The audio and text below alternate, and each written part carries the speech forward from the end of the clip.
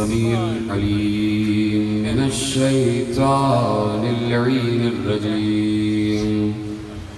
بسم الله الرحمن الرحيم. الحمد لله المعروف من غير رؤية، والخالق من غير روية، الذي لم يزل قائما دائما، إذ لا سماء ذات أبراج، ولا ليل داج، ولا بحر ساج، ولا أرض ذات مهاد، ولا خلق ذو اعتماد. والصلاة والسلام والتحية والإكرام على نبي الرحمة وخازن المغفرة وقائد الخير والبركة ومنقذ العباد من الهلكة، سيدنا ومولانا أبي القاسم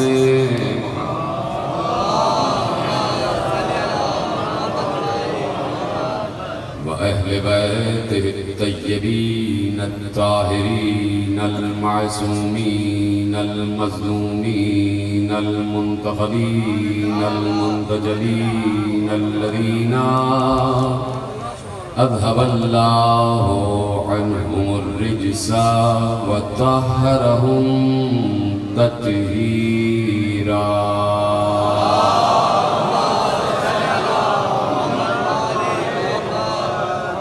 أما بعد، فقد قال الله سبحانه وتعالى في محكم كتابه المجيد وفرقانه الحميد وقوله الحق.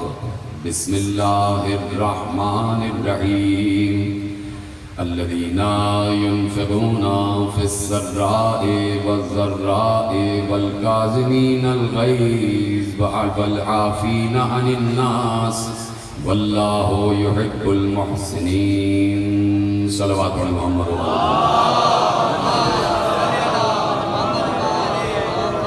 1443 ہجری کی عشر ماہ اذا کی آج مرکزی امام بارگاہ دھوبی گھاٹ فیصل آباد میں 7واں فرش اذا پیشہ ہوا ہے، اور ہمارا عنوان گفتگو ہے عظمت و اوصاف امام موسی کاظم صلوات اللہ علیہ.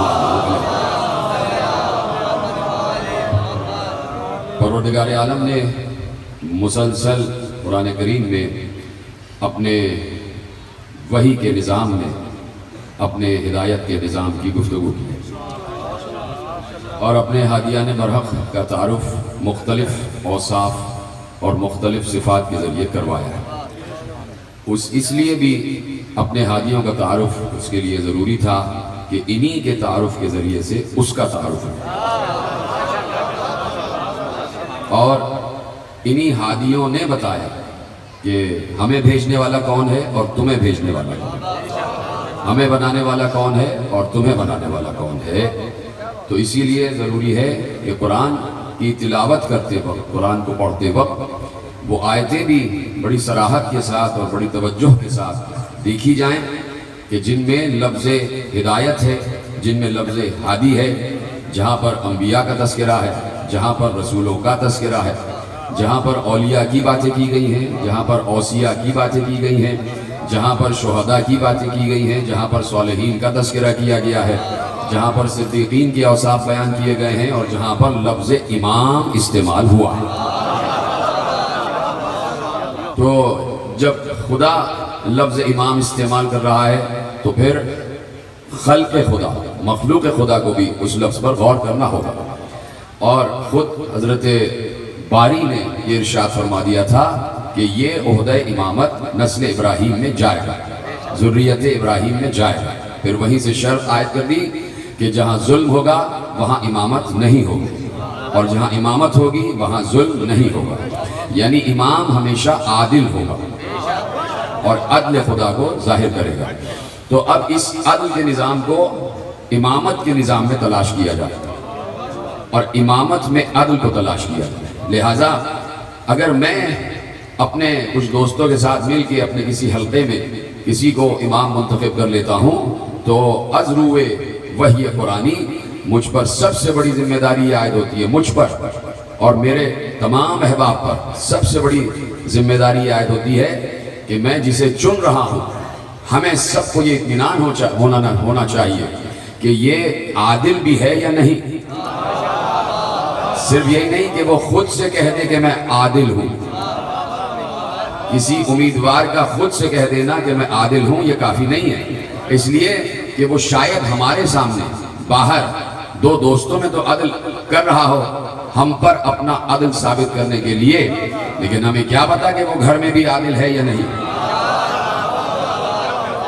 تو عدل ہر منزل پر ہے، عدل ہر مرحلے پر ہے، عدل ہر جگہ ہے، اس لیے انتخاب کرتے وقت یہ ضروری ہے کہ کسی عادل کا انتخاب کیا جائے۔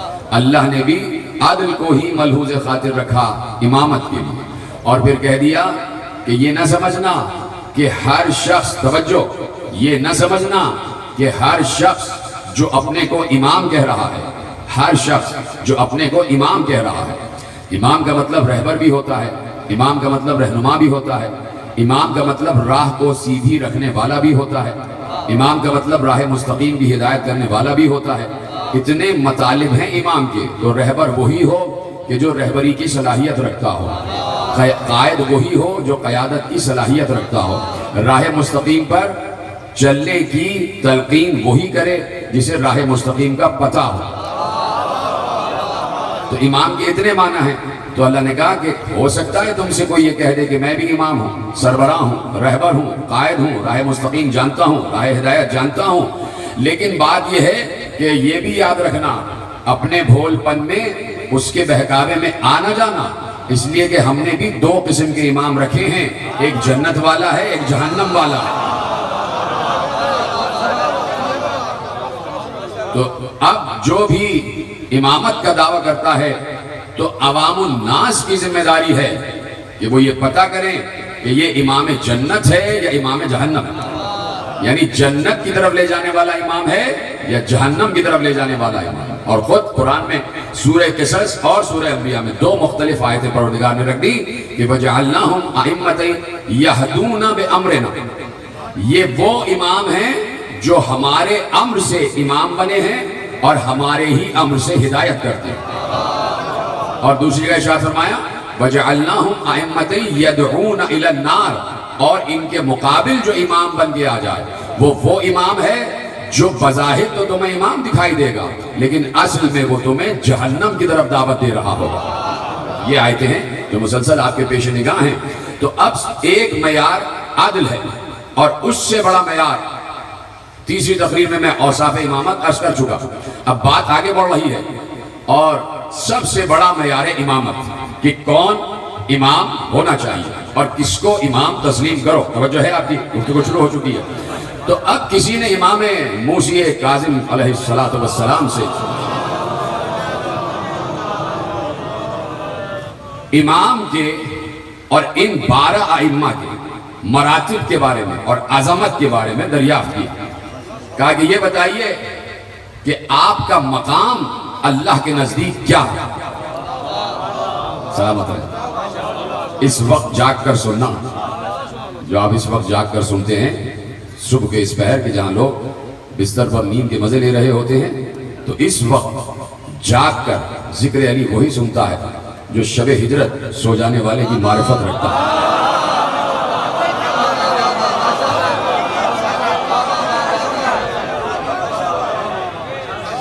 سلامت رہیں، سلامت رہیں، میں دعائیں دیتا ہوں آپ۔ تو پوچھا گیا کہ آپ کی منزلت، آپ کی عظمت پیش خدا کیا ہے؟ کیا ہے آپ کی پیش خدا منزلت و عظمت؟ تو اب معصوم نے ایک جملہ ارشاد فرمایا، اس کو محفوظ کرنے کی ضرورت ہے، اور میرے مکتب کے ہر محقق نے، ہر مفسر نے، ہر مؤرخ نے، ہر عالم نے ان جملوں کو ایسے ہی محفوظ کیا جیسے میں آپ کے سامنے پیش کر رہا ہوں۔ کہا کہ آپ کی منزلت، آپ کی عظمت پیش خدا کیا ہے؟ تو اب جملہ کہاں سے شروع ہوا؟ کہا کہ لو اذن لنا، اگر ہمیں اجازت ہوتی، ہمیں اگر اجازت ہوتی، ان نعلم الناس حالنا عند اللہ ومنزلتنا منہ لما احتملتم۔ ایک جملہ ریکارڈ ہو رہا ہے، اجازت ہے یہ ترجمہ پیش کروں؟ کہا اگر ہمیں اجازت ہوتی کہ جو مرتبہ، جو عظمت اللہ کے نزدیک ہماری ہے، اگر ہمیں اجازت ہوتی کہ وہ ہم تمہیں بتائیں تو تم اس کو برداشت نہیں کر سکتے۔ سلامت ہے، آج بڑی تیزی سے بات کرنا ہے، میرے ایک ایک جملے کو ایسے ہی محفوظ کریں گے تو میں بہت تیزی سے بہت سارے مطالب آپ کے حوالے کروں گا، اسی طرح سنیے گا۔ اگر ہمیں اللہ کی طرف سے اجازت ہوتی کہ ہم انسانوں کو اپنا مرتبہ، اپنی منزلت، اپنا قرب جو اللہ سے ہے، دیکھیے آپ چپ ہو گئے، اب قرآن کی آیت مجھے پڑھنا پڑے گی، میں اس لیے آپ سے کہتا ہوں کہ تیزی سے بولیں تاکہ میں اگلے جو باتیں وہ جلدی سے آپ تک پہنچا دوں۔ پھر آپ چپ ہوتے ہیں تو میں رک جاتا ہوں، مجھے یہ بات پڑھنی نہیں تھی جو آپ نے مجھ سے پڑھوا لی، ابھی جو پڑھوانا جا رہے ہیں۔ تیزی سے بولیں تاکہ میں جلدی سے آگے بڑھوں۔ جب مجمع چپ ہوتا ہے تو پھر مجھے رکنا پڑتا ہے، یہ میری مجبوری ہے، یہ میرا ایک مسئلہ ہے کہ میں سمجھتا ہوں کہ میری بات سمجھی نہیں گئی، پھر میں رکتا ہوں، پھر تقریر طویل ہو جاتی ہے، یہ وجہ ہوتی ہے تقریر طویل کی۔ اگر آپ ساتھ ساتھ بولتے رہے تو میں جلدی جلدی بڑے موٹے موٹے مسائل آپ کے حوالے کر دوں گا، جیسے اس جملے کو آپ نے محفوظ کیا تھا ویسے ہی اگلے جملوں کو بھی محفوظ کیا چلیے۔ تو جو ہماری منزلت اور ہماری عظمت اللہ کے نزدیک ہے، تو یہ جو لفظ میں نے قرب استعمال کیا، نزدیک، کیا کہا کہ اگر ہمیں اجازت ہوتی کہ تمہیں بتا دے کہ ہم اللہ کے کتنے قریب ہیں، ہماری عظمت اس کے پیش نگاہ کیا ہے، تو تم اس کو برداشت نہیں کر سکتے تھے۔ تو بات تو یہ ہے کہ ہر انسان سے اللہ نے کہا ہے نحن اقرب الیہ من حبل الورید، ہم تمہاری شہرک سے زیادہ قریب ہیں۔ بھائی یہ قرب تو ہمارا اور اللہ کا بھی ہے، ہماری شہرک سے بھی زیادہ اللہ قریب ہے۔ وہ کون سا قرب ہے کہ جسے آل محمد بیان کر دیتے اور ہم برداشت بھی نہ کر پاتے؟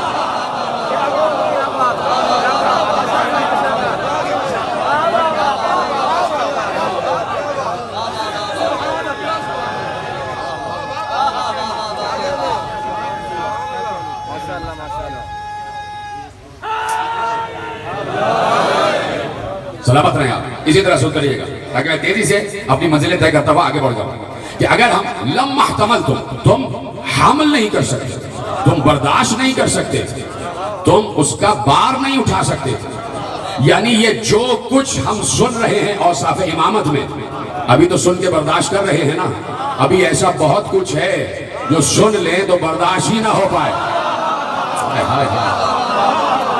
یہ آخری آدمی تک ہاتھ اٹھ نہیں رہے ہیں، مجھے پتہ چلنا چاہیے آگے پیچھے کے بات پہنچ رہی ہے۔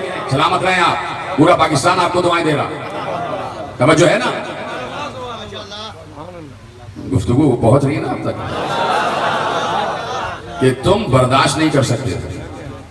تو اس نے پوچھا کہ کیا آپ اس عظمت و قرب سے مراد اپنے علم کو لے رہے ہیں؟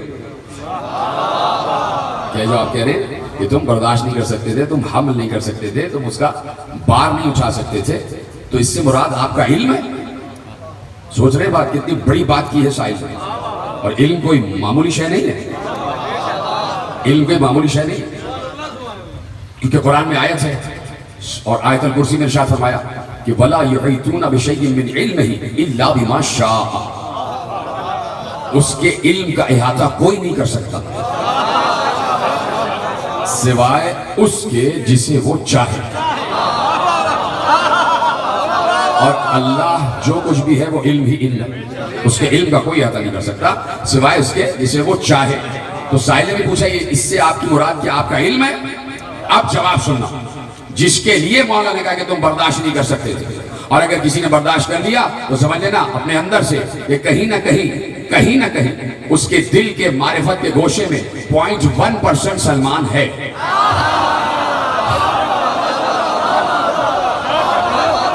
اب جو بات ہونے جا رہی ہے توجہ ہے نا. تو اب اگر کوئی برداشت کر لے تو جو میں نے کہا وہی جملہ ذہن میں دوبارہ دہرا لینا کہ کیا اس سے مراد آپ کا علم ہے. میرے ساتھ میں امام سے پوچھا جا رہا کیا اس سے مراد آپ کا علم ہے. میرے مولا نے کہا العلم ایسر من ذالک، علم تو اس سے چھوٹی چیز ہے. علم تو اس سے چھوٹی چیز ہے. اب سائل حیران ہو گیا کہ مولا پھر کیا بات ہے. کہ سنو اب امامت کا سب سے بڑا وصف امام نے بیان کیا کہ ان الامام وکرا لارادۃ اللہ، امام اللہ کے ارادے کا گھر ہوتا ہے. جو وہ سوچتا ہے وہ یہ سوچتا ہے.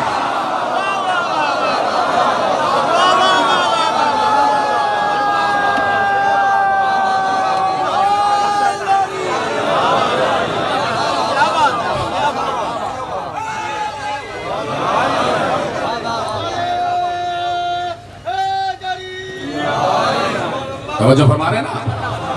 وَكَرَ لِإِرَادَةِ اللَّهِ، امام کا گھر اللہ کے ارادے کا گھر ہوتا.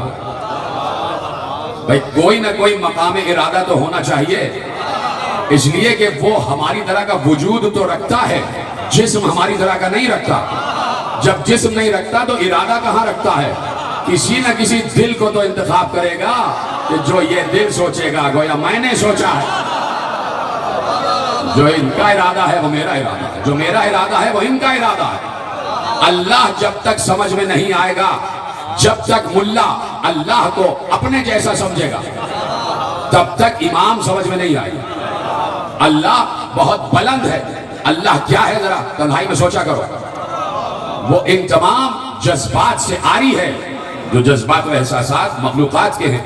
اس لیے ضروری ہے جو میں تقریر عرض کر چکا صرف ایک جملہ دہراتا ہوں تاکہ دلیل ہو جائے کہ میرے مولا موسیٰ کاظم علیہ السلام نے جب محمد و علی کی بات کی تو تیسری تقریر 3 دن پہلے کی تقریر میں نے عرض کیا تھا کہ ظاہرہما بشریتن و باطنہما لاہوتیتن. ان کا ظاہر بشر ہے اور باطن میں یہ اصل میں وہاں کے لاہوتی ہیں. اس لیے بشر کے جسے میں آئے تاکہ ہم انہیں دیکھ سکیں. اور اللہ ایسا نہیں کرتا کہ کسی بشر میں آ جائے.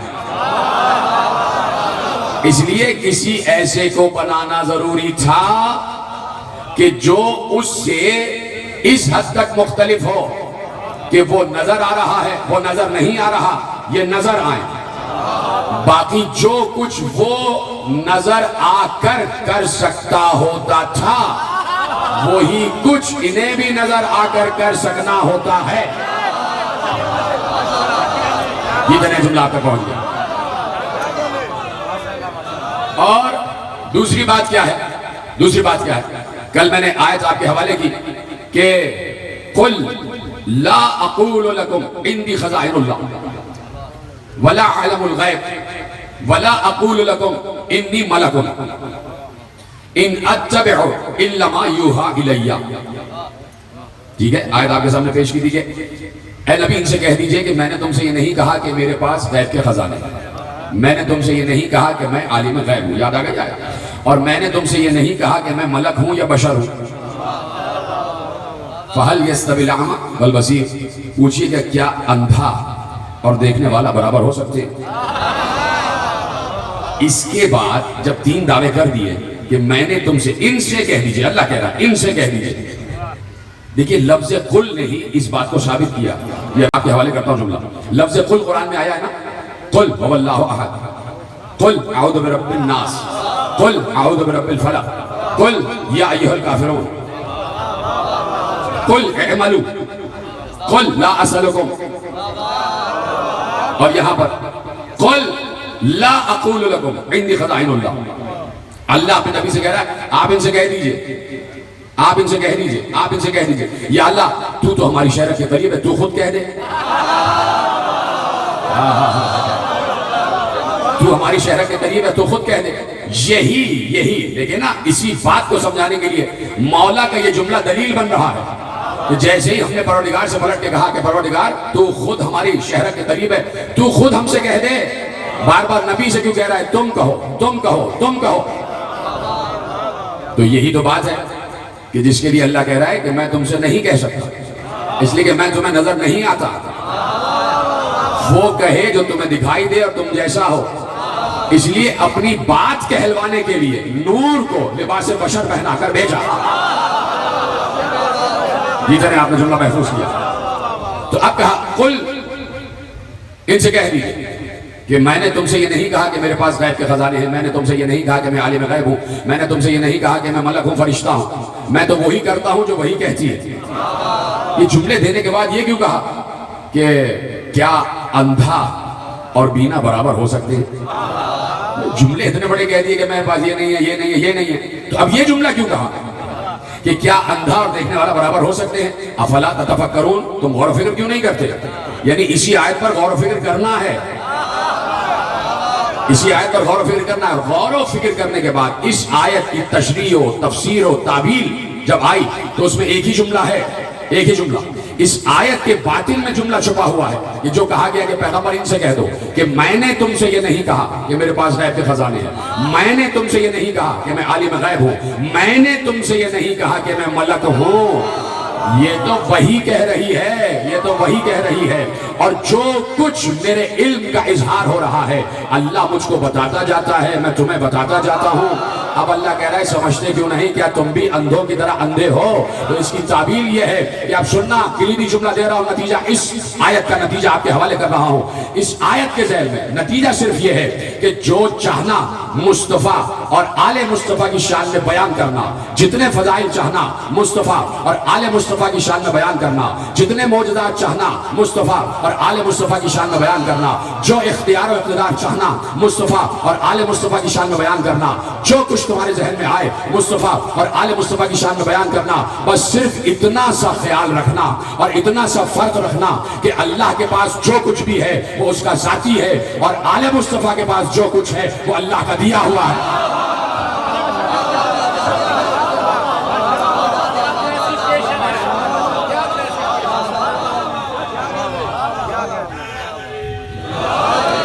پہنچ گئی بات؟ کہا کہ یہ علم اور یہ ارادہ، جب علم و ارادہ الہی ملتا ہے تو امام بنتا ہے۔ سلامت رہیں، یہ جملہ بہت بڑا تھا جو آپ نے محفوظ کیا، خدا کا شکر ہے کہ جب علم اور ارادہ ملتا ہے تب تخلیق امام ہوتی ہے، تب تخلیق امام ہوتی ہے۔ جہاں سے امامت، جہاں سے نور کی ابتدا ہے، جہاں سے خلقت کی ابتدا ہے، وہ جو اول مخلوق ہے، اس اول مخلوق نے اپنے اساں کو بتایا تھا کہ اللہ نے پہلے روح کو خلق کیا، پھر ایک کلمہ خلق کیا، اور روح اور کلمے کو ملایا ایک نور بنا، وہی میں ہوں۔ روح اور کلمہ، اب سمجھ میں آیا کہ روح اور کلمہ ہے کیا؟ اس روح اور کلمے میں ایک علم ہے، ایک ارادہ ہے۔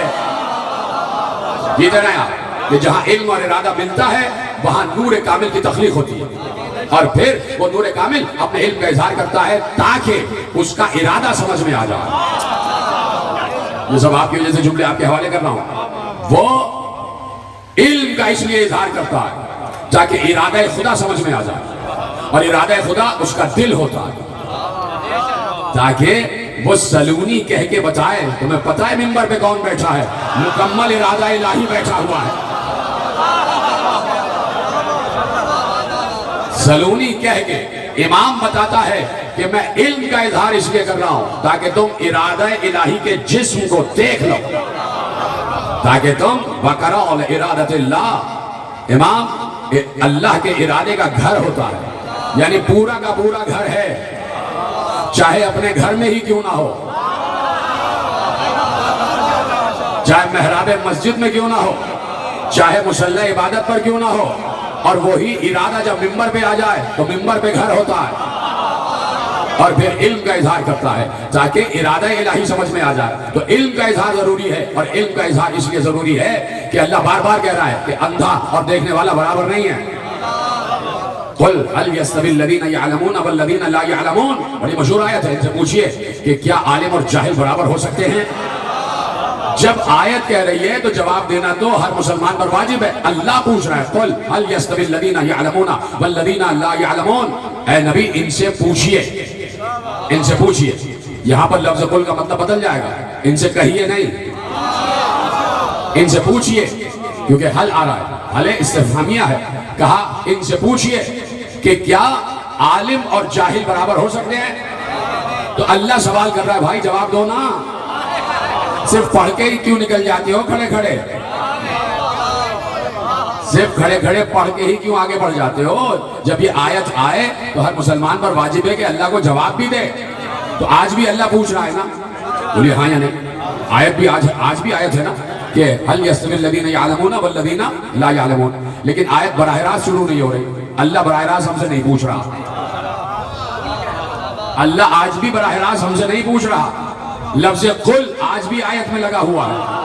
ہونا تو یہ چاہیے تھا کہ جب نبی جا رہے تھے 11 ہجری کو, تو اس سے پہلے اللہ کہتا اے نبی ان سے اب یہ اعلان کر دو کہ جہاں بھی قرآن میں جہاں بھی قرآن میں لفظ قل ہے, آج سے وہ لفظ قل میں ہٹا رہا ہوں, اس لیے کہ جس سے کہلوا رہا ہے وہی اس دنیا سے جا رہا ہے. جب میں ہی نہیں ہوں تم سے پوچھے گا کون؟ اللہ نے لفظ قل کو نہ ہٹا کر بتایا کہ نبی کل بھی زندہ تھا, آج بھی زندہ ہے, قیامت تک زندہ رہے گا.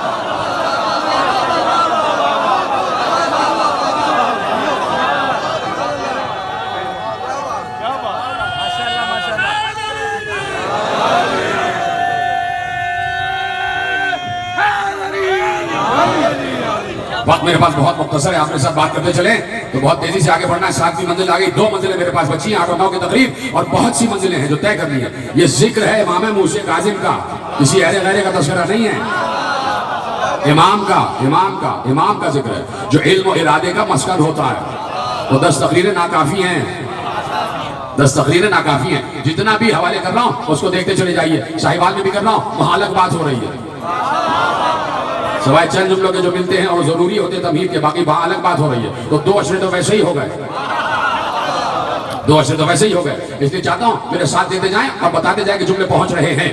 تو اب اللہ کہہ رہا ہے کہ کیا عالم اور جاہل برابر ہو سکتے ہیں؟ تو اللہ سوال کر رہا ہے نا, تو جواب دینا تو ہر مسلمان پر واجب ہے. ابھی اگر کوئی صدر مملکت کا سوال کر لے تو فوراً چلے جاؤ گے ایوان صدر میں جواب دینے کے لیے سلام کرتے ہوئے. اللہ سوال پوچھ رہا ہے. جب بھی کوئی حافظ قرآن, قاری قرآن, جب بھی کوئی قرآن کی تلاوت کرنے والا کسی بھی مسلک سے تعلق رکھتا ہو, جب بھی اس آیت پر پہنچے تو اسے جواب دینا چاہیے دل میں ہی. جیسے کہ ہمارے ائمہ نے کہا کہ جب سورہ رحمان پڑھو اور اس میں جہاں یہ آیت آ جائے فَبِأَيِّ آلَاءِ رَبِّكُمَا تُكَذِّبَانِ, بس تم اپنے رب کی کون سی نعمتوں کو جھٹلاؤ گے. تو امام نے کہا جب بھی آیت آئے فوراً جملہ کہو پروردگار میں تیری کسی نعمت کو جھٹلانے والا نہیں ہوں. لا بشیء من رب اکذب, فوراً یہ جملہ کہو کہ میں تیری کسی نعمت کو نہیں جھٹلا سکتا. کہا مولا نے کہ جب اللہ کہے فَبِأَيِّ آلَاء تو فوراً اسی وقت پڑھتے اس وقت بانگ دہل بلند آواز سے اس کے بعد یہ پڑھو کہ پروردگار لا بشیء من آلائک یا رب اکذب, پروردگار میں تیری کسی نعمت کو پروردگار جب میں چھوٹی موٹی نعمتوں کو نہیں جھٹلا سکتا تو نعمت غدیر کو کیسے جھٹلا دوں.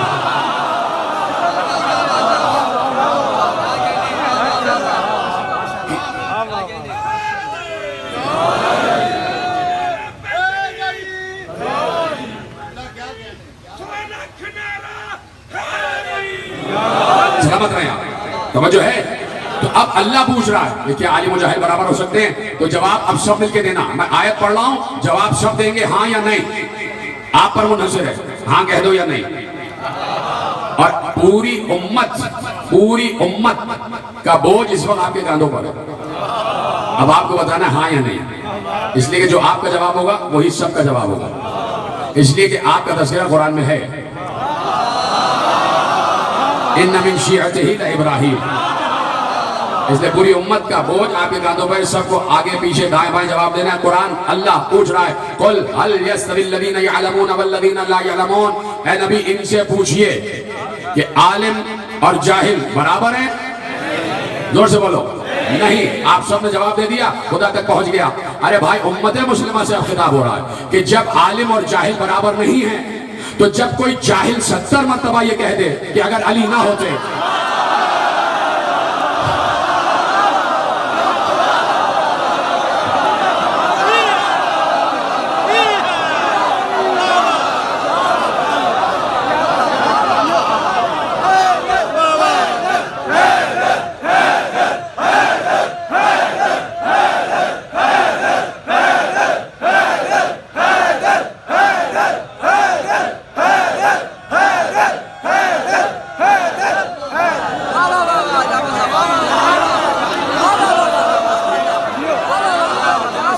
توجہ میری جانب. تو اللہ مسلسل لفظ قل استعمال کر رہا ہے. لفظ قل آج بھی موجود ہے. اپنے دور میں لفظ قل کہلوا رہا تھا زبان مصطفیٰ سے. لفظ قل اپنے دور میں زبان مصطفیٰ سے کہلوا رہا تھا. زبان مصطفیٰ اپنے دور میں اللہ کی زبان تھی. جوڑتے جاؤ نا جملہ.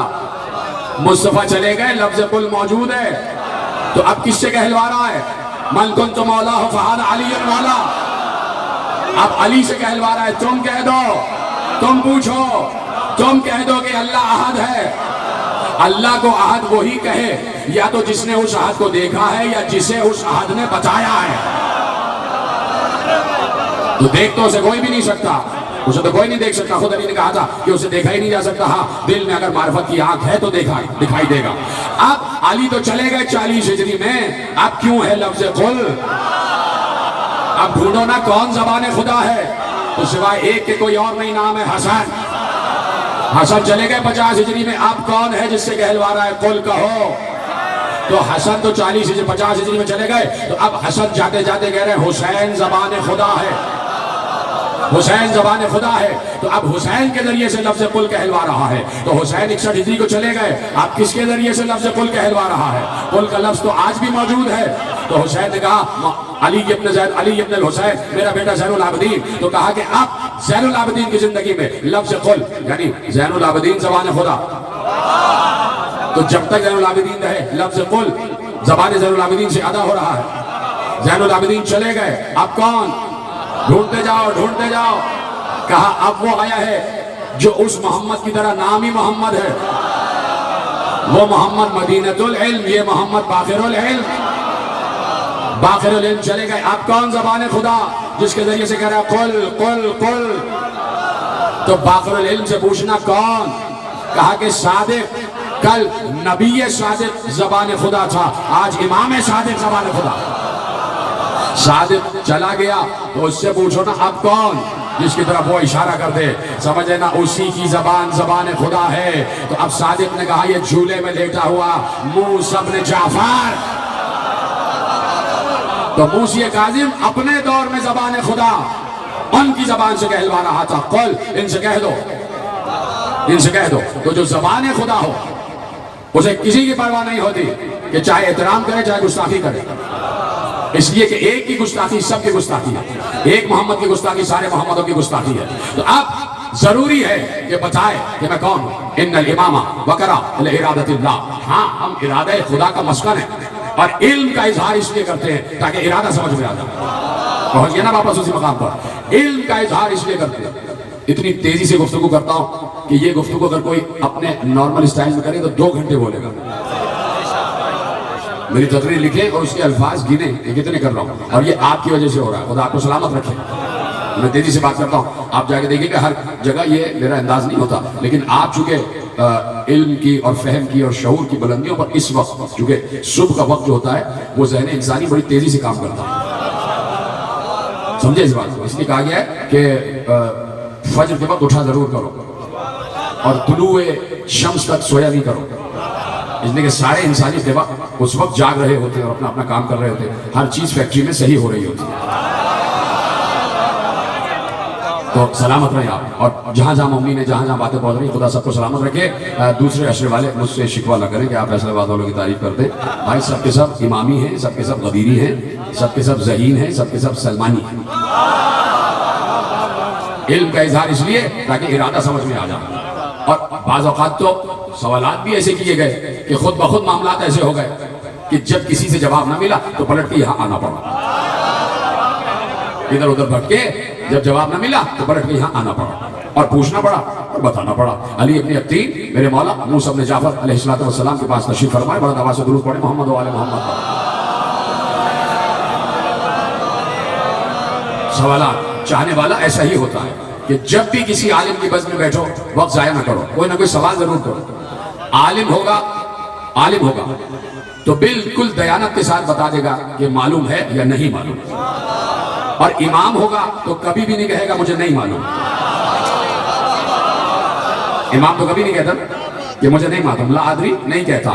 تو علی ابن یقطین صحابی امام نے امام سے پوچھا کہ مولا یہ بتائیے کہ کیا کسی نبی کو بخیل کہا جا سکتا؟ بخیل سمجھ گئے جسے آپ اپنی زبان میں کنجوس کہتے ہیں، اور یہ کنجوس بہت چھوٹا لفظ ہے، لیکن بخالت یہاں پہ بات کسی اور طرف جا رہی ہے۔ علی ابن یقطین پوچھتے ہیں مولا کیا کسی نبی کو بخیل کہا جا سکتا ہے؟ مولا نے کہا نہیں کہا جا سکتا، نہیں کہا جا سکتا۔ تو اب دیکھیے یہ امامت ہے جس نے نبوت کی بھی حفاظت کی، کہ نہیں کہا جا سکتا۔ اب علی ابن یقطین نے آیت پڑھی، کہا کہ مولا جناب سلیمان علیہ السلام نے جب ملک مانگا تو کہا کہ رب اغفر لی وَحَبْ لِي مُلْكًا لَا يَنْبَغِي لِأَحَدٍ مِّن بَعْدِي، پروردگار مجھے ملک ایسا عطا کر جو میرے بعد کسی کو نہ ملے۔ کہا یہ بخالت نہیں ہے تو اور کیا ہے؟ ہائے ہائے ہائے، یہ کتنا عجیب سوال کیا گیا، کہہ رہے ہیں کہ میرے بعد کسی کو نہ ملے۔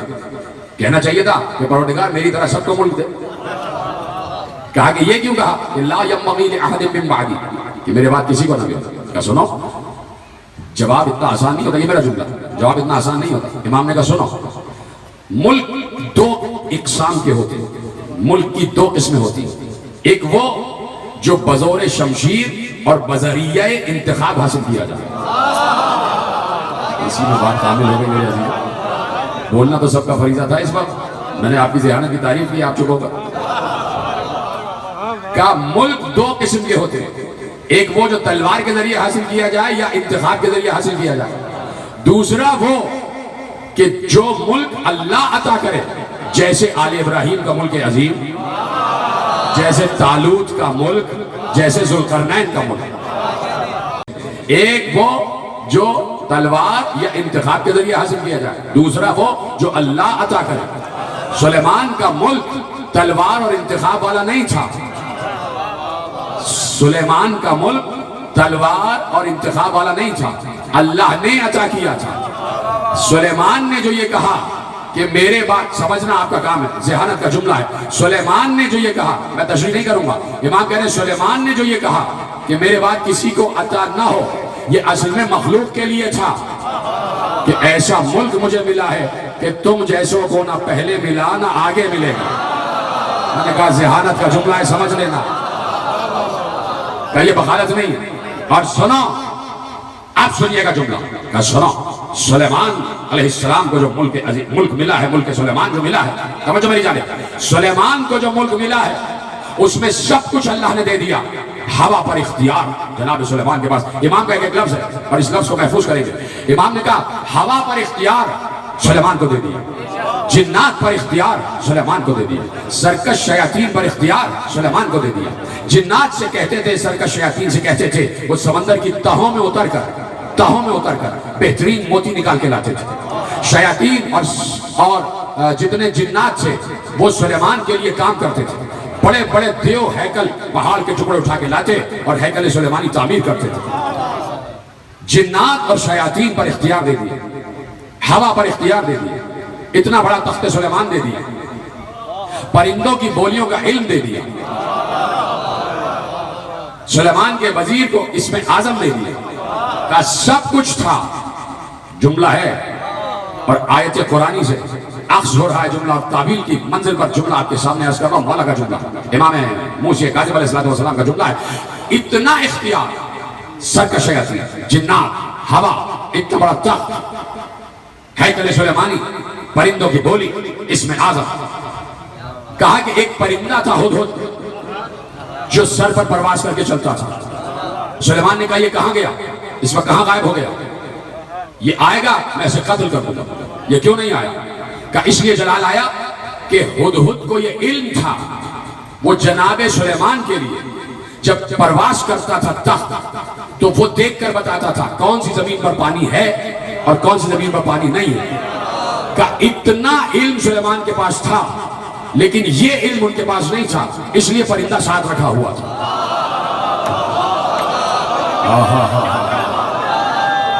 اللہ اکبر، کون ہے؟ پہنچ گئی بات کہ پرندے کو ایک علم دیا تھا، پرندے کو نظر دی تھی، وہ دیکھ کر بتاتا تھا کہ کون سی زمین پر پانی ہے، کون سی زمین پر پانی نہیں ہے۔ کیوں پریشان ہو گئے بھائی آپ؟ یہ اللہ کی تقسیم ہے۔ اب اتنے ذہین تو ہے کم از کم کہ ایک لفظ کہوں گا دلیل، چونکہ آپ چپ ہوتے ہیں تو مجھے دلیل دینا پڑتی ہے اور ہزاروں آدمی سنے گا، ایسی بات ہے آج نیٹ ویٹ نہیں ہے تو ڈائریکٹ تو جا ہی نہیں رہی، اس لیے ریکارڈ ہو کے لوگ یقیناً شام کو اپلوڈ کریں گے تو یقیناً ان سے مخاطب ہو جاؤں کہ بھائی یہ ایسی بات نہیں ہے، دلیل ہمارے پاس موجود ہے کہ ہم نے کہہ دیا کہ بھائی ہدہد کے پاس جو علم ہے وہ سلیمان کے پاس نہیں ہے، تو ایسا ہوتا ہے، ایسا ہوتا ہے۔ جناب موسیٰ سے قوم نے پوچھا کہ اس وقت سب سے بڑا عالم کون ہے؟ موسیٰ نے کہا میں۔ اللہ نے ایک مرتبہ جلال کے عالم میں جبرائیل کو بھیجا اور کہا موسیٰ سے کہو یہ تم نے کیسے کہہ دیا کہ تم سب سے بڑے عالم ہو، ذرا یہاں سے سفر کرتے ہوئے مرج البحرین پر جاؤ، وہاں تم سے بھی بڑا عالم رہ رہا ہے۔ آپ سمجھ میں آئی بات کہ جو جناب خضر کے پاس علم تھا وہ موسیٰ کے پاس نہیں تھا، یاد رکھیں اس بات کو۔ اس لیے کہا کہ فضلنا بعض النبیین علی بعض، تلک الرسل فضلنا بعضهم علی بعض، یعنی علم دیا ہے اللہ نے ہر کسی کو کوئی نہ کوئی کوالٹی دی ہے۔ کہا پرندہ دیکھ کر بتاتا تھا کہ کہاں پانی ہے کہاں پانی نہیں ہے، اس لیے جلال میں آ گیا کہ اس نے اپنی جگہ کیوں چھوڑی، یعنی نبی جلال میں آ جاتا ہے جب کوئی اپنی جگہ چھوڑتا ہے۔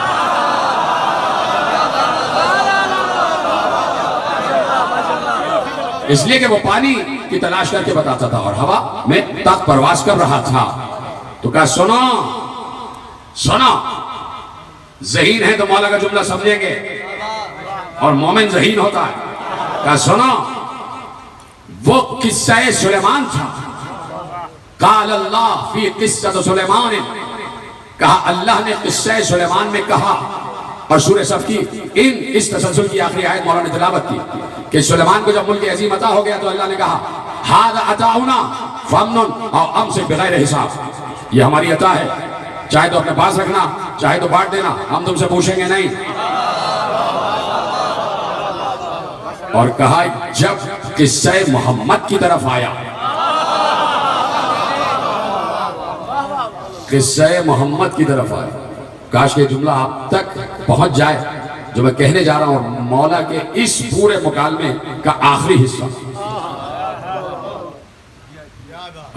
سلامت رہے کا قصہ سلیمان نے کہا ھذا عطاؤنا فامنن او امسک بغیر حساب، سورہ صف کی آیت پڑھی کہ اے سلیمان یہ ہماری عطا ہے، چاہو تو اپنے پاس رکھنا چاہو تو بانٹ دینا، ہم پوچھیں گے نہیں۔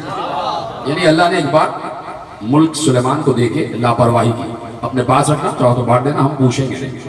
اور کہا وفی قصۃ محمد، اور جب قصہ محمد آیا تو اللہ نے پھر سورہ حشر کی آیت مولا نے تلاوت کی، ترجمہ پہلے کروں گا آیت بعد میں پڑھوں گا تاکہ پہنچ جائے۔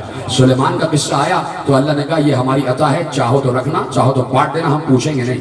اور جب محمد کے قصے کی بات آئی تو اللہ نے سورہ حشر میں کہا جو نبی دے اسے لے لو، جس سے روکے اس سے رک جاؤ۔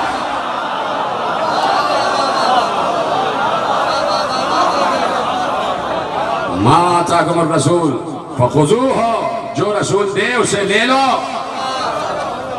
وما نہاکم عنہ فانتہوا، اور جس چیز سے روک دے اسے رک جاؤ۔ کہ یہ ہے ہمارا مرتبہ، ہمارے لیے حکم ہے جو ہم دیں وہ لینا ہے، آپشن نہیں ہے چاہے لو یا نہ لو۔ پھر پوچھا کہ ارشاد فرمائیے نطاق کیا ہے، نون توئے الف قاف، یہ نطاق کیا ہے؟ تو کون جانے نطاق کیا ہے؟ آج بھی کون جانے نطاق کیا ہے؟ اب میں امام کی زبان سے بتاؤں گا تو لوگ جانیں گے۔ علی ابن یقین پوچھ رہے ہیں نطاق کیا ہے؟ تو بہت سے ابھی میں نے بتایا نا کہ لم احتملتم، اگر اظہار کر دیں تو تم برداشت نہیں کر سکتے، صرف یہ جھلکیاں ہیں جو 1400 برس سے بیان کی جائیں، صرف جھلکیاں ہیں جو 1400 برس سے بیان کی جا رہی ہیں، وہ برداشت نہیں ہو رہی، صرف جھلکیاں ہیں۔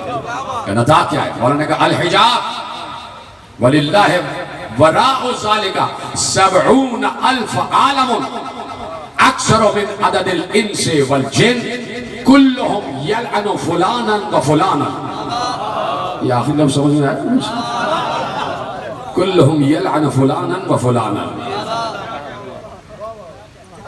قرآن نے تو ایک لفظ استعمال کر دیا تھا کہ یوم یعز الظالم، سورہ فرقان، بسم اللہ الرحمن الرحیم۔ یوم، میں دیکھیے کچھ اپنے سامعین سے بات کہنا چاہتا ہوں کہ خطبے کے شروع میں جب میں آیت کریمہ تلاوت کرتا ہوں تو اس سے پہلے بسم اللہ الرحمن الرحیم کہہ دیتا ہوں. کچھ لوگ بہت زیادہ قابل بنتے ہیں تو میرے دوستوں سے کہتے ہیں کہ جب آیت پڑھتے ہیں تو بسم اللہ نہیں کہتے. یہ خطبے کے شروع میں آیت پڑھنے سے پہلے جو بسم اللہ ہے وہ پوری تقریر کی آیتوں میں شامل ہوتا ہے. یہ ضروری تھی بات. تو اب ارشاد فرما دیا سورہ فرقان میں کہ یوم یعز الظالم علی یدیہ یقول یا لیتنی اتخذت مع الرسول سبیلا یا ویلتى لیتنی لم اتخذ فلانا خلیلا. محشر کے دن ایک ظالم محشر میں ہوگا. ہم دکھائیں گے ظالم کو, دیکھو وہ یہ کر رہا ہوگا کہ اپنے ہاتھوں سے, اپنے دانتوں سے اپنے ہاتھوں کو کاٹ رہا ہوگا اور کاٹ کاٹ کے کہہ رہا ہوگا اے کاش میں نے دنیا میں رسول کا راستہ اپنایا ہوتا اور اے کاش میں نے فلانے کو اپنا دوست نہ بنایا ہوتا. قرآن نے لفظ فلانا ہے اس لیے برا نہ مانیے گا. تو امام نے کہا کہ یہ نطاق الحجاب وَلِلَّهِ وَرَاءُ ذَلِكَ 70,000 عَالَمًا أَكْثَرُ مِنْ عَدَدِ الْإِنسِ وَالْجِنِّ كُلُّهُمْ يَلْعَنُ فُلَانًا وَفُلَانًا. کہا نطاق ایک حجاب ہے. اللہ اکبر تو کہہ دیتے ہیں اگر سبحان اللہ نہیں کہہ سکتے. کہا نطاق ایک حجاب ہے. اچھا جب نظر وسیع ہوتی ہے, اب حجاب کہوں تو کچھ لوگ سمجھتے ہیں جیسے یہ پردہ, یہ پڑا ہوا, یہ والا حجاب, یہ کوئی حجاب نہیں. یہ تو ہمارے لیے ہے کہ جو خواتین اور مردوں کے درمیان ہونا چاہیے حجاب. اب حجاب کیا ہے سنیے. کہا یہ نقاب ایک حجاب ہے. مولا موسیٰ کاظم ارشاد فرما رہے ہیں نقاب ایک حجاب ہے جس کے دوسری طرف اللہ کے لیے 70,000 عالم ہے. جس نے ہاتھ اٹھایا اس کو سلامت رکھے خدا. 70,000 عالمین ہیں, 70,000 عالمین, جس کے لیے کہا جاتا ہے کہ رب العالمین کا نطاق حجاب ہے. یہ ہاتھ میرے چھوٹے ہیں, اتنا ہی بڑا نہیں, حجاب نہیں ہے. حجاب جہاں مشرق و مغرب کی وسعتیں بھی دم توڑ دیں. اتنا بڑا تو ہاتھ نہیں کہ جو دنیا کو احاطہ کر سکے. اور یہ دنیا کبھی آپ غور کیجئے گا کہ دنیا ہے کیا, اور دیکھا کریں کہ یہ پورا ماحول, یہ سمجھ لیجئے کہ یہ ایک شامیانے کا آپ دیکھ لیں, یہ پورا سورج ہے اور اس میں کہیں ایک ذرہ چپکا ہوا جو ہمیں نظر ہی نہیں آ رہا. یہ ہے ہماری دنیا. سمجھے آپ؟ معصوم کہہ رہے ہیں نطاق ایک حجاب ہے جس کے دوسری طرف اللہ کے لیے 70,000 عالمین ہیں. جن عالمین میں جن اور انس کی تعداد, جن اور انس کی, جو ان عالمین میں رہ رہے ہیں ان کی تعداد تمام جن اور انس کی تعداد سے کئی گنا زیادہ. اللہ اکبر. اس حجاب کے پار جو 70,000 عالمین ہیں ان میں جو مخلوق رہ رہی ہے اس کی تعداد تمہارے دنیا کے جن و انس کی تعداد سے کئی ہزار گنا زیادہ ہے. اور ان تمام لوگوں کا ایک ہی کام ہے کہ وہ ہمارے دشمنوں پر لعنت کر رہے ہوتے ہیں.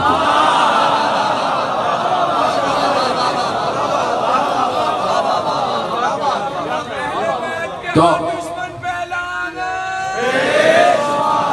توجہ فرما رہے ہیں نا, قُلْ لَا أَسْأَلُكُمْ عَلَيْهِ أَجْرًا إِلَّا الْمَوَدَّةَ فِي الْقُرْبَى, کہ مودت قربہ واجب ہے. تو یقیناً سارے جہاں پر بھی امت مسلمہ تشریف فرما یہاں پر, ان کی تو بات ہی نہیں ہو رہی, سب محب اہل بیت سے,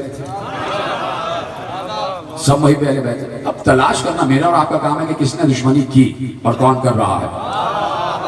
تو یہاں کے لوگوں کو تو ہم جانتے ہیں یقیناً, لیکن یہ کہ اس کا مطلب ہے کہ حجاب کے اس پار جو لوگ رہ رہے ہیں وہ بھی جانتے ہیں.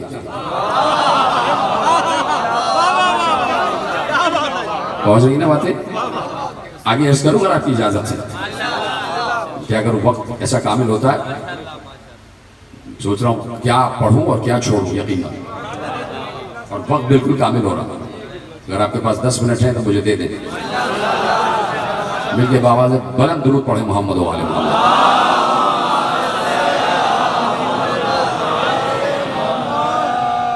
توجہ فرما رہے ہیں آپ؟ یہی میں سوچ رہا ہوں کیا پڑھوں کیا چھوڑوں. ابھی اسی ادھیڑ بن میں ہوں, لیکن بات علم کی ہے تو علم کی ہی بات کی جائے گی. علم کا ہی گوشہ آپ کے حوالے کرتا ہوں اور اجازت ہے, اور وہ حیات موسیٰ کاظم علیہ السلام سے, اس لیے کہ موضوع ہی امام ہے, اور امام کی ہی حیات سے گوشے آپ کے حوالے کرتا ہوں. روایت کہتی ہے کہ خلیفہ وقت علم کا اظہار اس لیے تاکہ ارادے کا اظہار ہو جائے، یہ بات یاد رکھیں گے۔ روایت کہتی ہے کہ بادشاہ وقت، خلیفہ وقت جو امام موسیٰ کاظم کے دور میں بادشاہ تھا، نام لینے کی ضرورت نہیں، سب جانتے ہیں، وہ آیا اور حجۃ الوداع کا دور، حج خدا کا دور ہے اور زمانہ ہے حج کا، اور ایسے میں بادشاہ آ گیا، اور جس وقت اس نے طواف کرنا شروع کیا تو اس نے اپنے سپاہیوں سے کہا سب کو منع کر دو، جب میں طواف کروں کوئی طواف نہ کرے۔ اس چیز کو خدا نے ناپسند کیا کہ جس وقت میں طواف کروں گا کوئی طواف نہ کرے، سب کو دور ہٹا دیا گیا۔ بادشاہ مطاف میں داخل ہوا اور اس نے طواف کرنا شروع کیا تو ایک مرد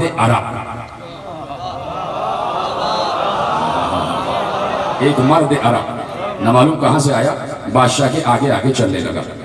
سپاہی آگے بڑھے کہ بادشاہ نے منع کیا ہے، تو سپاہیوں سے کچھ نہ کہا، بادشاہ سے کہا یہ وہ مقام ہے جہاں کسی خاص و عام کی تخصیص نہیں ہے، اللہ نے سب کو اجازت دی ہے۔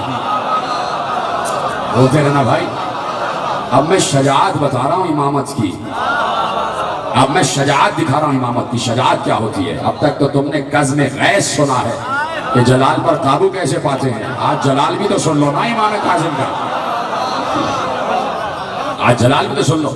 کہا یہ وہ جگہ ہے کہ جہاں سب کو اجازت ہے، یہاں کوئی خاص و عام نہیں ہے، یہاں کوئی امیر غریب نہیں ہے، یہ سب کے لیے برابر کا حق ہے۔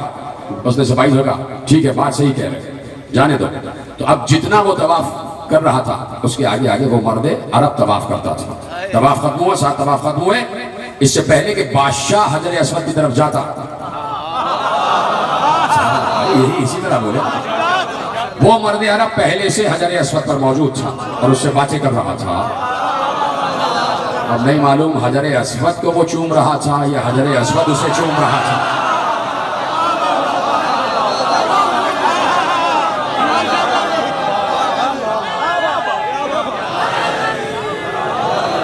کہا حجر اسود کو چومنے کے بعد جب بادشاہ چلا مقام ابراہیم کی طرف تو اس سے پہلے مقام ابراہیم سے متصل اس کا مسلح بچھا ہوا تھا مرد عرب کا، وہ نماز پڑھ رہا تھا۔ اس کے بعد بادشاہ ایک جانب اور وہ ایک جانب، تو اس نے اپنے سپاہیوں سے کہا اس مرد عرب کو میرے پاس بلا کے لا، میں سے بات کرنا چاہتا ہوں۔ سپاہی پہنچا، کہا آپ کو بادشاہ یاد کر رہا، کہا کہ اسے ضرورت ہے تو وہ آئے، مجھے اس سے ملنے کی کوئی ضرورت نہیں، مجھے اس سے ملنے کی کوئی ضرورت نہیں۔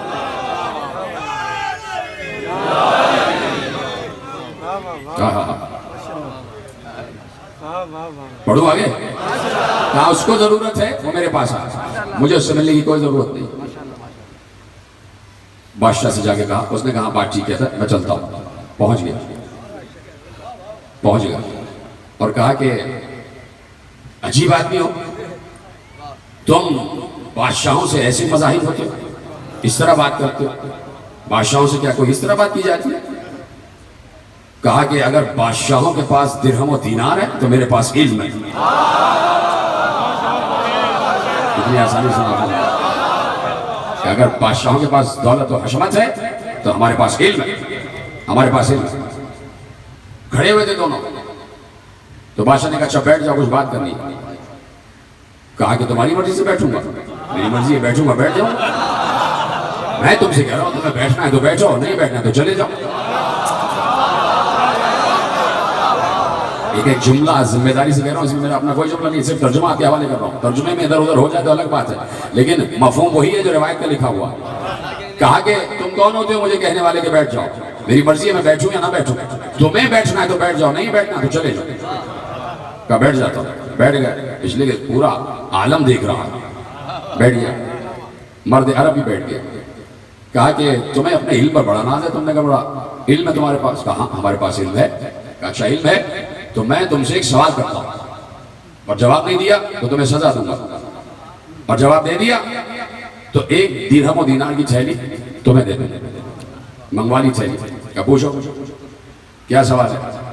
لیکن اس سے پہلے یہ بتا دو کہ یہ جو سوال پوچھ رہے ہو یہ عالم بن کے پوچھ رہے یا متعلم؟ عالم بن کے پوچھ رہے متعلم، یعنی استاد بن کے پوچھ رہے شاگرد؟ اچھا کہہ نہیں سکتا تھا کہ استاد بن کے پوچھ رہا ہوں، کیوں؟ اس لیے کہ اگر یہ کہتا کہ استاد بن کے پوچھ رہا ہوں تو مولا کہتے ہیں جو سوال تو کر رہا ہے پہلے تو اس کا جواب دے، تاکہ ثابت تو ہو کہ تجھے معلوم ہے۔ فوراً کہا شاگرد بن کے، متعلم بن گیا. اچھا کہا جب شاگرد بن کے سوال کر رہے ہو تو ویسے بیٹھو جیسے شاگرد بیٹھتے ہیں، انسان ہوا تھا طے کر کے بیٹھو، بادشاہوں کی طرح نہ بیٹھو، دونوں زانو موڑ کے بیٹھو، دونوں زانو موڑ کے بیٹھو، دونوں زانو موڑے بیٹھ کے ادب سے سوال کرو. سوال یہ ہے کہ دین کیا ہے. سوال یہ ہے کہ دین کیا ہے. مولا نے کہا دین 1 ہے، 5 ہے، 17 ہے، 34 ہے، 53 ہے، 94 ہے، 12 میں 1، 40 میں 1، 200 میں 5، 200 میں 5، 1 پر 1. اس نے کہا میں نے دین پوچھا ہے تم حساب لگانے لگو. بادشاہ نے کہا میں نے پوچھا ہے دین کیا ہے اور تم حساب بتا رہے ہو. جلال کے عالم مرد عرب نے کہا دین ہے ہی سراسر حساب. اس لیے کہ قرآن میں اللہ نے کہا ہے وَقَفَا بِنَا حَاسِبِينَ. جب محشر میں تم آؤ گے تو تم نے اگر ایک نیکی بھی کی ہے، ایک عمل بھی کیا ہے، تو ہم تمہارے سامنے اسے لائیں گے. وَقَفَا بِنَا حَاسِبِينَ. اور ہم ہی حساب لینے کے لیے کافی ہیں. کہ دین ہے ہی سراسر حساب. اچھا جو تم نے کہا ہے اس کی تشریح کرو. بادشاہ کہہ رہا ہے جو تم نے کہا ہے اس کی تشریح کرو. لطف لیجئے گا اس جملے کا، یہ میرا امام مجھ کاظم ہی کر سکتا تھا. بادشاہ نے کہا جو تم نے کہا ہے اس کی تشریح کرو، اور اگر تم تشریح نہ کر سکے، یہ جو 1، 5 یہ سب تم نے کہا ہے، اور اگر میری طرف دیکھیے، اور اگر تم تشریح نہ کر سکے تو میں تمہیں یہیں پر صفا مروہ کے درمیان قتل کر دوں گا. یہ بادشاہوں کا طریقہ رہا ہے، یہ جبر کا طریقہ رہا ہے. کہا سوال جو تم نے جواب دیا ہے حساب 1، 5، 17 یہ سب تم نے کہا ہے، اگر اس کا جواب نہ دیا، اس کی تشریح نہ کی، تو میں تمہیں یہی صفا مروہ کے درمیان قتل کر دوں گا. برابر میں غلام کھڑا ہوا تھا. غلام نے کہا بادشاہ ایسا نہ کرنا، اس مقام پہ قتل نہیں کیا جاتا. روایت کہتی ہے مرد عرب یہ سن کے زور سے ہنسا. پہلی مرتبہ شاید محمد کو کسی نے ہنستے ہوئے دیکھا ہوگا. ہنسا. بادشاہ نے پوچھا ہنسے کیوں؟ کہا ہنسا اس بات پہ لیے کہ سوچ رہا ہوں، ہنسا اس بات پہ کہ سوچ رہا ہوں کہ غلام زیادہ جاہل ہے یا بادشاہ زیادہ جاہل ہے. غلام زیادہ جاہل ہے یا بادشاہ زیادہ جاہل ہے. کیا مطلب؟ کہا وہ زیادہ جاہل ہے جو یہ کہہ رہا ہے کہ کسی کی موت آئی ہے اور کہہ رہا نہ مارو، یا وہ جاہل ہے کہ کسی کی آئی نہیں اور کہہ رہا ہے مار دوں گا. کیا بتاؤ جواب دو. کہا 1 سے مراد دین اسلام 1 ہے. 5 نمازیں، بولتے جاؤ نا، ایسے خاموش ہو گئے میں بھی خاموش ہو جاؤں. 5 نمازیں، 17 رکعتیں، 34 تکبیریں، 53 تکبیرۃ الاحرام رفع یدین، 94 تسبیحات. کہ 12 میں 1، 12 مہینوں میں 1 مہینہ روزے کا. ایسے سنیں گے تو کیا ہوگا؟ 12 میں 1 میں نے کہا تو 12 مہینوں میں 1 مہینے روزے رکھنا ہے. کہا جو میں نے کہا کہ 40 پر 1 تو 40 درہم پر، 40 دینار پر 1 دینار زکوٰۃ. اور جو میں نے کہا 200 پر 5 تو 200 درہم پر 5 درہم زکوٰۃ. 40 پر 1 دینار زکوٰۃ اور 200 درہم پر 5 درہم زکوٰۃ. اور یہ جو میں نے کہا کہ 1 پر 1 تو سن، اللہ نے کہا ہے النفس بالنفس، جو 1 کو مارے گا اس کا بھی 1 ہی مارا جائے گا. پورا دین گنتی میں بتا دیا. اس نے کہا بالکل صحیح تم نے کہا، بہت اچھا جواب دیا. اچھا امام نے کہا کہ اس نے پھر تھیلی دے دی. کہا یہ لیجئے، جو میں نے وعدہ کیا تھا یہ درہم و دینار کی تھیلی آپ کے پاس. امام نے کہا یہ تھیلی مجھے کیوں دی ہے؟ جواب کے لیے دی ہے. جو میں نے جواب دیا. کہاں جو آپ نے جواب دیا اس کے لیے دی ہے. کہا اچھا ایک سوال میں تم سے کرتا ہوں. جواب دے دیا تو یہ تھیلی میں تمہیں دے دوں گا.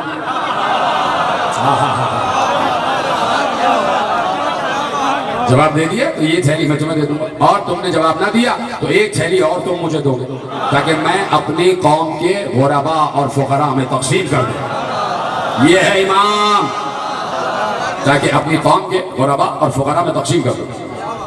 کیا کہا اس نے کہ میں ایک سوال، امام نے کیا کہا جو میں ایک سوال کر رہا ہوں اگر تم نے جواب دے دیا تو 1 تھیلی تم مجھے مزید دو گے. ابھی جواب تو اس نے دیا نہیں، اور نہ مولانا نے سوال کیا، ابھی سوال بھی کیا. جیسے ہی کہا میں سوال کرتا ہوں اور اگر تم نے جواب نہیں دیا تو ایک تھیلی اور دو گے. ہو گئی نا بات؟ سمجھیے گا کہ میں کہہ رہا ہوں. روایت نے کہا کہ بادشاہ نے کہا اچھا آپ سوال کیجئے، اور فوراً غلام سے کہا ایک تھیلی اور لے آؤ. یہ آپ سلامت رہے. ایسے سنا ہے آپ نے کہ ایک تھیلی اور لے آؤ.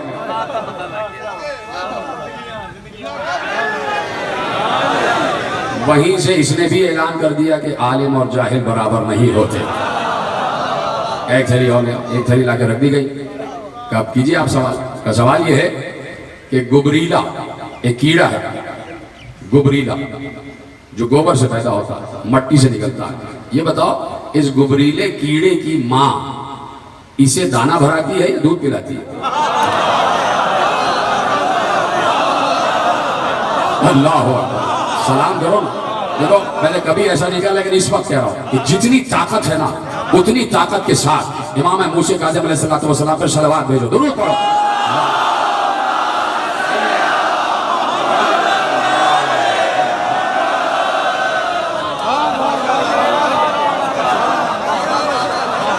یہ ہے عالم،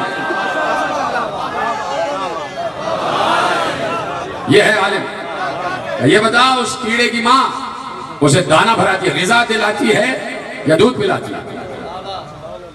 اس نے کہا یہ تھیلی آپ کی.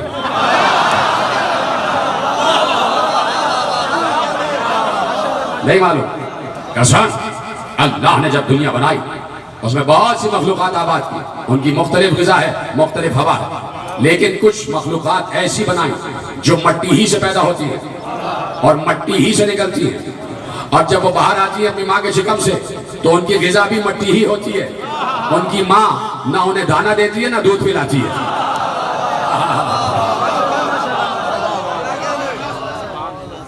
دونوں تھیلیاں دی. امام نے کہا مجھے عبادتیں کر دی. تھیلیاں لی، باہر نکلے، غربا اور فقراء میں تقسیم کر دی. بادشاہ نے پوچھا یہ نقاب میں مرد عرب تھا کون؟ کہا یہ مرد عرب تھا کون؟ کسی نے بتایا یہ عالم آل محمد، جعفر صادق کا بیٹا، علی ابن ابی طالب کا پوتا، رسول کا وارث، ساتواں محمد.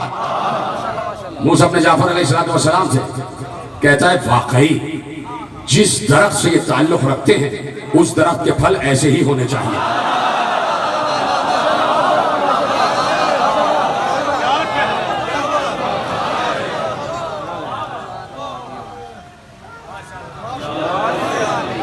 صلوات پڑھیں مل کے بابا سے بولو.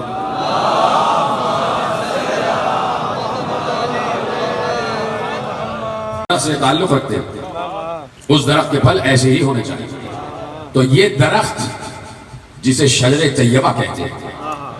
الم تر کیف ضرب اللہ مثلا کلمۃ طیبۃ کشجرۃ طیبۃ اصلها ثابت وفرعها فی السماء تؤتی اکلها کل حین باذن ربها. سورہ ابراہیم میں اللہ نے ارشاد فرمایا کہ ہم اپنے پاک کلمے کی مثال ایک پاک درخت سے دے رہے ہیں جس درخت کی جڑیں زمین میں مضبوط ہیں اور اس کی شاخیں آسمان تک گئی ہوئی ہیں.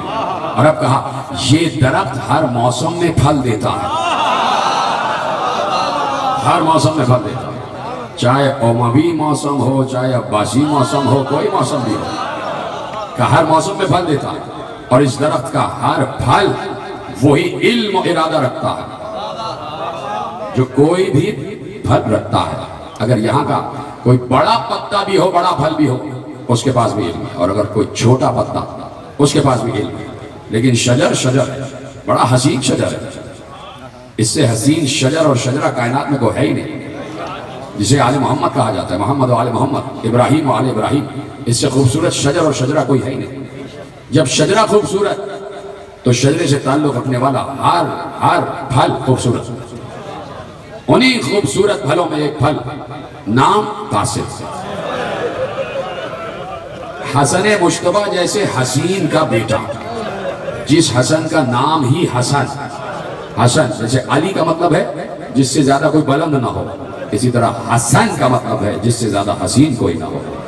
اور اس حسن مشتبہ کا بیٹا قاسم ابن حسن عظیم ترین شہزادہ، اتنی نازک جلد کہ پانی اترتا ہوا دکھائی دیتا تھا، اتنا نازک اندام شہزادہ کہ ماں نے بیوگی کے بعد بڑے ارمانوں سے بچے کو پالا ہے۔ جب خدا سب ماؤں بہنوں کے سہاگ کو سلامت رکھے، جب کہیں بیوگی آ جاتی ہے تو بیوہ کی امیدوں کا سہارا اس کی اولاد ہوتی ہے، بس وہ اولاد ہی کے لیے جی رہی ہوتی ہے، اولاد ہی کو دیکھ کر جی رہی ہوتی ہے۔ اور یہاں تو امام وقت کی زوجہ تھی، اور پھر جس نسل کو پالنا ہے وہ نسل امامت تھی، اور بیٹا بھی قاسم جیسا، جس کا مطلب ہے تقسیم کرنے والا۔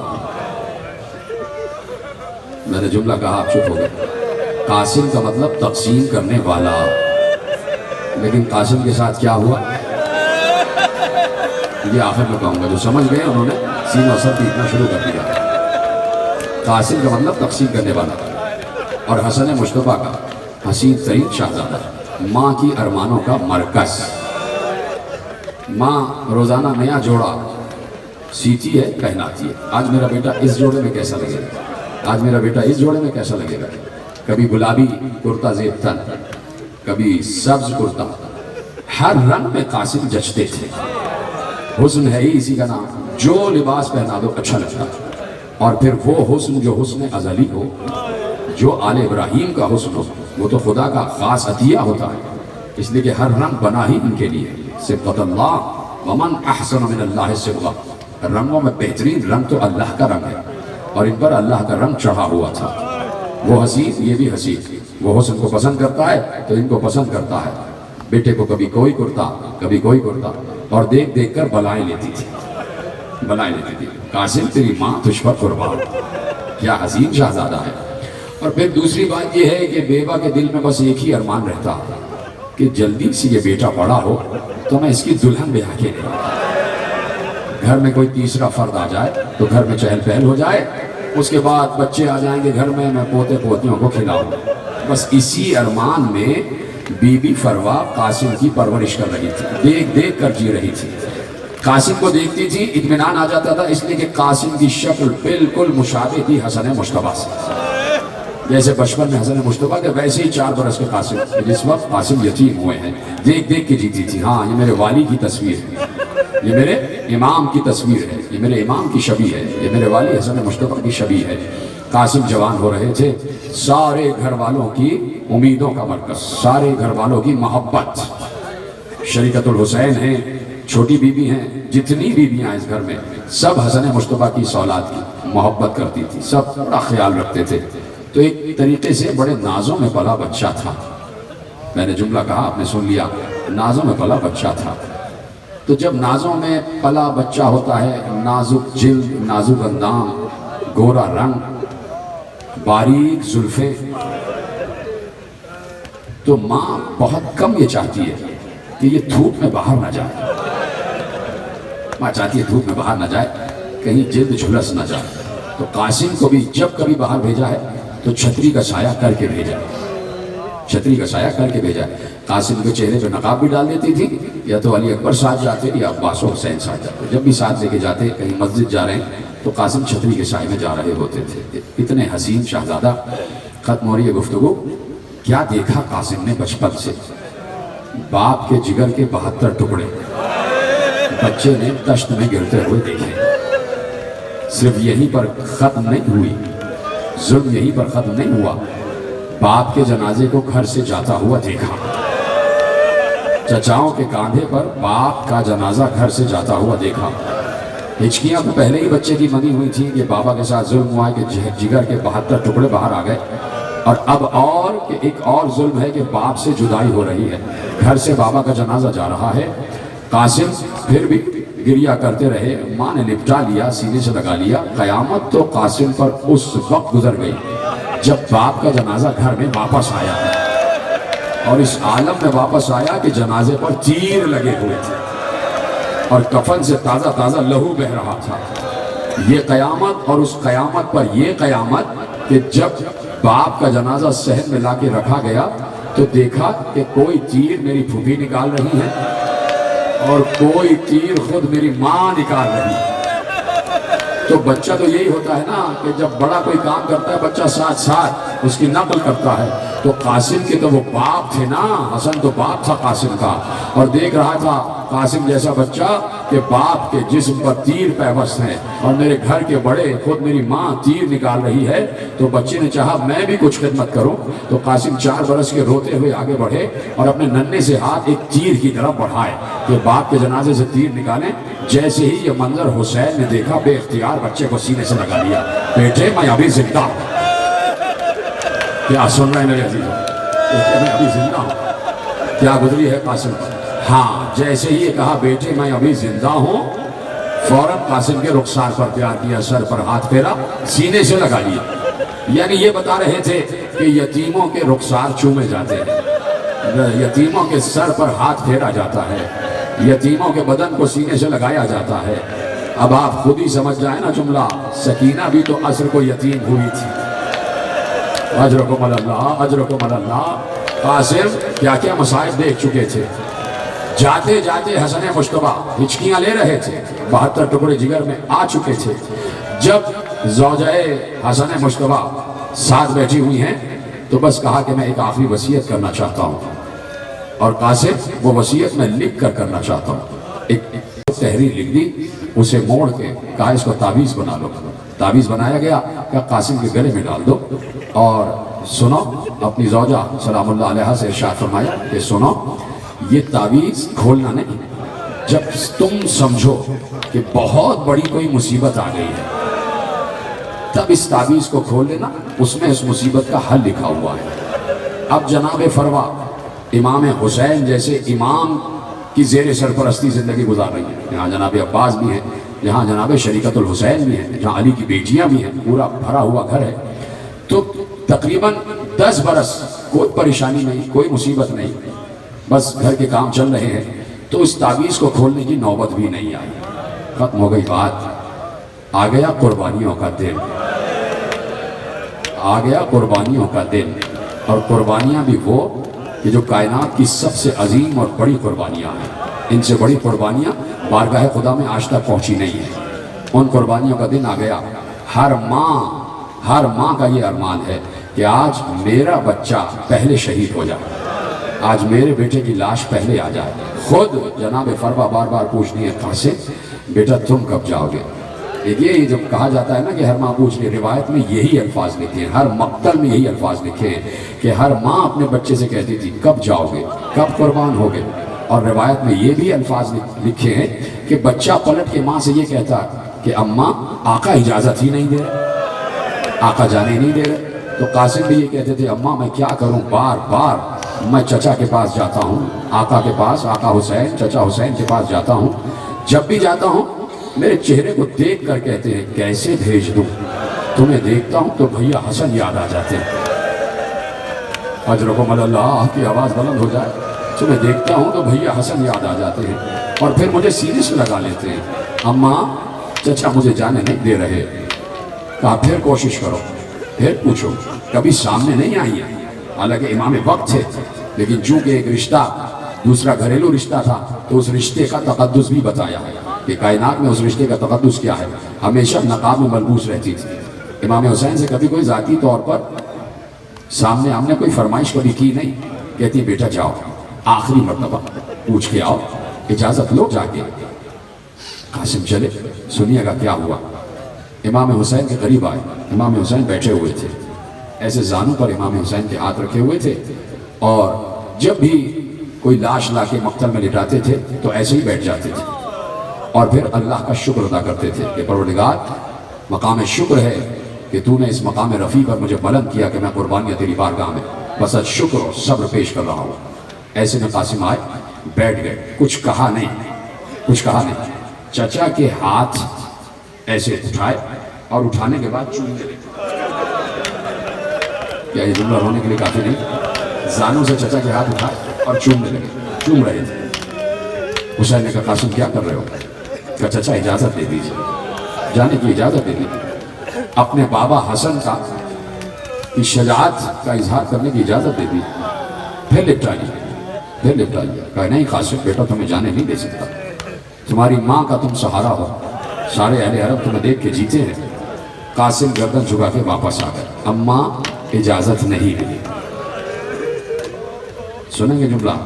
بی بی فروا نے کہا ہائے کتنی بڑی مصیبت آ گئی, میری قربانی کو اجازت ہی نہیں مل رہی. جیسے لفظ مصیبت بی بی فروا کو یاد آیا, ایک دم آنکھوں کو کھول کر کہا قاسم لو مصیبت کا حل مل گیا, لو مصیبت کا حل مل گیا.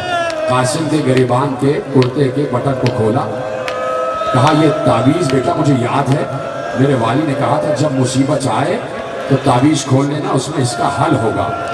بی بی نے تعویذ اتارا, تعویذ کو چاک کیا, اس میں سے تعویذ میں سے ایک تحریر نکلی, تحریر پڑھی تو کہا لو قاسم یہ تحریر لے کے امام وقت کے پاس جاؤ, بلکہ میں خود لے چلتی ہوں. تو اب تک امام کے سامنے آ کے کچھ نہ کہنے والی مادر قاسم اپنے بچے کا ایک ہاتھ, بچے کے ہاتھ میں ایک ہاتھ میں وہ تحریر لے کے امام وقت کے خیمے میں براہ راست داخل ہوئی. آج حسین نے دیکھا کہ میرے بھیا حسن کی زوجہ میری بھابھی بذات خود آئی ہیں, احترام میں کھڑے ہو گئے, احترام میں کھڑے ہو گئے اور کہا کیسے آنا ہوا بھابھی؟ کہا کہ بس ایک تحریر یا امام وقت آپ کو دکھانا چاہتی ہوں. قاسم کے ہاتھ میں تحریر دی, قاسم نے امام وقت کو تحریر دی, حسین نے تحریر کو پڑھا, پہچان گئے بھیا حسن کی تحریر ہے.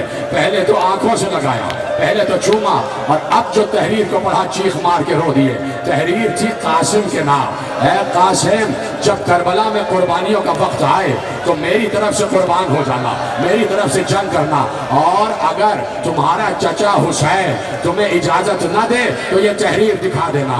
اب دوسرا جملہ لکھا تھا اے میرے بھائی حسین میری طرف سے قاسم کو اجازت دے دینا, اجرکم اللہ, میری طرف سے قاسم کو اجازت دے دینا. چیخ مار کے روئے ہیں حسین, جو میں کہہ رہا ہوں اس پر یقین کرو, چیخ مار کے کہا ہائے, اس لیے کہ قاسم نہیں تھے, حسن مجتبیٰ تھے. اتنی محبت کرتے تھے حسین اپنے بھائی حسن سے, اس لیے کہ 14 برس کے قاسم کو نہیں دیکھ رہے تھے, معلوم ہو رہا تھا 14 برس کے حسن کھڑے ہوئے ہیں. حسین چیخ مار کے روئے, بے اختیار آگے بڑھے, قاسم کو سینے سے لگا دیا, آج زور سے قاسم کو سینے سے لگایا. سمجھ رہے تھے قاسم جانے والا ہے, سمجھ رہے تھے آخری ملاقات ہے. کیا سن رہے ہیں میرے عزیزوں؟ خدا سب بچوں کی اس بچپن کو بھی سلامت رکھے, خدا ان بچوں کے سروں پر ماں باپ کا سایہ سلامت رکھے. میری مائیں بہنیں میرے تمام بھائی سنیں کہ آج ہوا کیا ہے, عالم اسلام سنیں کہ یہ حسن مجتبیٰ کا بیٹا ہے جو جا رہا ہے, جو جا رہا ہے. قاسم کو سینے سے لگا لیا, جاؤ قاسم اب میں روک نہیں سکتا, اتنی بڑی سفارش لے کے آ گئے کہ اب میں نہیں روک سکتا, میرے بھائی حسن کا حکم ہے, میرے امام کا حکم ہے, تو میں کیسے ٹال دوں. ہاں قاسم کو لے کے آئے, کہا قاسم تیار ہو جاؤ ہم تمہیں سوار کراتے ہیں. قاسم اتنے چھوٹے ہیں نا شہیدوں میں, 13 یا 14 برس کا سن لکھا ہوا ہے, بعض روایتوں میں 12 برس کا سن لکھا ہے, لیکن زیادہ مانا جاتا ہے 14 برس کا سن. چھوٹا شہید ہے, یہاں کی سواریاں بہت بڑی بڑی, تو قاسم واحد تھا کہ جو خود سوار نہ ہو سکا, چچا نے سوار کرا. ابھی چچا رکاب کو تھامے ہوئے تھے کہ مادر قاسم سلام اللہ علیہ ارشاد فرماتی ہیں کہ مولا کچھ دیر رک جائیے, رکیے میں ذرا قاسم کو تیار تو کر دوں, میں قاسم کو تیار تو کر دوں. قاسم نیا کرتا پہنایا, سر پر امامہ سجا دیا. قاسم پہن کے باہر آئے, باہر آئے, سنیں گے حسین نے امامے کے 2 شملے کھولے, ایک ادھر ایک ادھر, ٹھیک ہے. جیسے ہی شریعت الحسین نے یہ دیکھا کہ امامے کے 2 شملے ادھر ادھر حسین نے لٹکا دیے, کہا بھئیہ یہ شملے کیوں لٹکائے؟ کہا اس لیے لٹکائے کہ قاسم کو دولہا بنا دیا, یہ صحرا ہے قاسم, دولہا بنا دیا. اب سنیں گے حسین نے کیا کیا. صاحب اولاد ہو اور اگر واقعی کربلا چاہتے ہو, کربلا کو سمجھنا چاہتے ہو, تو کوئی آدمی بغیر سینے پہ ہاتھ مارے, یہ جملہ سنے نہیں, سینے پہ ہاتھ رکھو, صحرا باندھ دیا. اب آگے بڑھے, قاسم کے گریبان کو چاک کر دیا, ایسے قاسم کے گریبان کو چاک کر دیا. اب شریعت الحسین نے پھر پوچھا بھیا گریبان کو کیوں چاک کیا؟ کہا زینب چاک گریبانی یتیمی کی نشانی ہے, میں نے اس لیے قاسم کے گریبان کو چاک کیا کہ شاید کسی کو رحم آ جائے کہ یتیم بچہ آیا. اجرکم اللہ, اجرکم اللہ, کیا گریہ کر رہے ہیں؟ شاید کسی کو رحم آ جائے کہ یتیم بچہ آیا ہے.